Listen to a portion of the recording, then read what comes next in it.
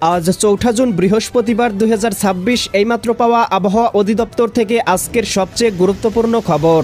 আজ থেকেই বাংলার আবহাওয়ায় শুরু হয়েছে নতুন পরিবর্তন। বাংলার আকাশে প্রবেশ করেছে মৌসুমী বায়ু, সক্রিয় হয়েছে নতুন বৃষ্টিবলয়, চলতে পারে আগামী ২ সপ্তাহ পর্যন্ত। শুরু হয়েছে বর্ষার মৌসুম, নদ নদীতে বাড়তে চলেছে বন্যার পানি। এছাড়াও আজ দুপুরের মধ্যেই রংপুর, রাজশাহী, ময়মনসিংহ, খুলনা, বরিশাল, চট্টগ্রাম এবং ঢাকা বিভাগের বেশ কিছু স্থানে তীব্র তাপপ্রবাহ বয়ে যেতে পারে এবং বিকাল থেকে সন্ধ্যার মধ্যেই তৈরি হতে পারে কালবৈশাখী মেঘমালা, হতে পারে তীব্র ঝড় বৃষ্টি।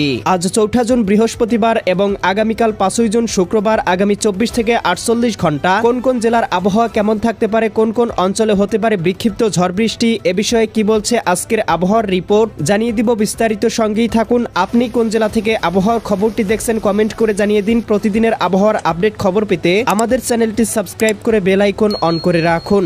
প্রিয় দর্শক, এ পর্যায়ে আমরা চলে আসলাম আবহাওয়ার পূর্বাভাস ইউরোপিয়ান মেঘমালা স্যাটেলাইট রাডারে। এখান থেকে দেখতে পাচ্ছি ইতিমধ্যেই সিলেট বিভাগের উপরে বৃষ্টিবলয়ের মেঘমালা অবস্থান করছে, যার প্রভাবে এই মুহূর্তে দেখতে পাচ্ছি জকিগঞ্জ, জয়ন্তীপুর, চতকবাজার, বিশ্বম্ভরপুর, ফেনারবাগ, ইতনা, বানিয়াচং, হবিগঞ্জ, মৌলভীবাজার, কামালগঞ্জ, কোলাউড়া, বড়লেখা, বালাগঞ্জ, জগন্নাথপুর, সিলেট অঞ্চলগুলোতে কোথাও কোথাও ইতিমধ্যেই হচ্ছে ভারী থেকে অতি ভারী বৃষ্টিপাত। এবং এদিকে দেখতে পাচ্ছি কেন্দুয়া, কিশোরগঞ্জ, কটিয়াদি, নাসিমনগর অঞ্চলগুলোর আবহাওয়া আংশিক মেঘে মেঘাচ্ছন্ন রয়েছে।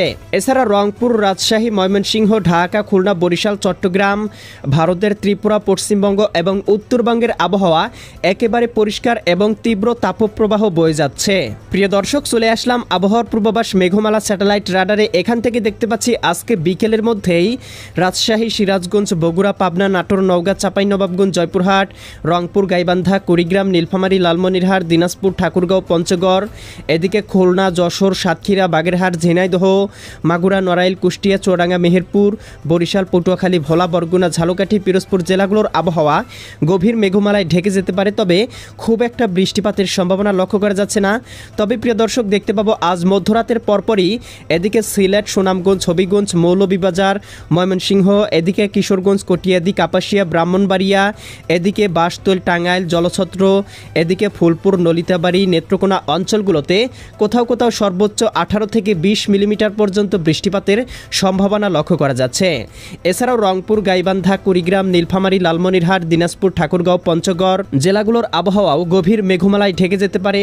উত্তরবঙ্গ, পুরুলিয়া, মালদা, শিলিগুড়ি, দার্জিলিং, কোচবিহার, জলপাইগুড়ি, আলিপুরদুয়ার, গোয়ালপাড়া, গুয়াহাটি, ধুবড়ী, তুরা, আসাম অঞ্চলগুলোতেও কোথাও কোথাও 20 থেকে 25 মিলিমিটার বৃষ্টিপাত হতে পারে।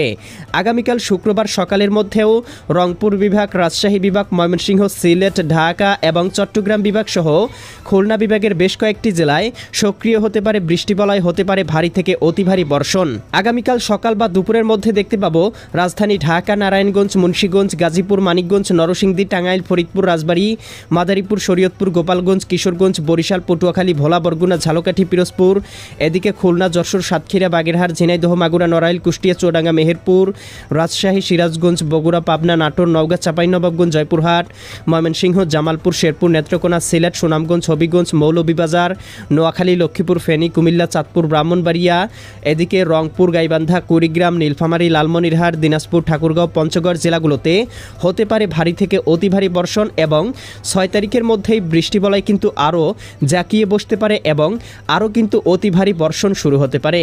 এছাড়াও প্রিয় দর্শক, 9-10 তারিখের পর থেকে বাংলার আকাশে কিন্তু দেখতে পাবো বঙ্গোপসাগরের মৌসুমী মেঘমালা প্রবেশ করতে পারে, যার প্রভাবে সারা দেশেই কিন্তু ভারী থেকে অতি ভারী বৃষ্টিপাত হতে পারে, দেখা দিতে পারে জলাবদ্ধতা বাড়তে শুরু করবে, বন্যার পানি কোথাও কোথাও তলিয়ে যেতে পারে মাঠ ঘাট, নদী নালা। এছাড়াও কিন্তু প্রিয় দর্শক, এই সময়টাতে দেখতে পাবো বর্ষার মৌসুম শুরু হতে না হতেই দেশের বেশ কিছু অঞ্চলে প্রাকৃতিক দুর্যোগ দেখা দিতে পারে। প্রিয় দর্শক, এই ছিল আজ এবং আগামীকাল আগামী এক সপ্তাহের আবহাওয়ার সম্পূর্ণ আপডেট। কেমন লাগলো কমেন্ট করে জানিয়ে দিবেন। প্রতিদিনের আপডেট খবর পেতে চ্যানেলটি সাবস্ক্রাইব করে বেল আইকন অন করে রাখুন। আল্লাহ হাফেজ।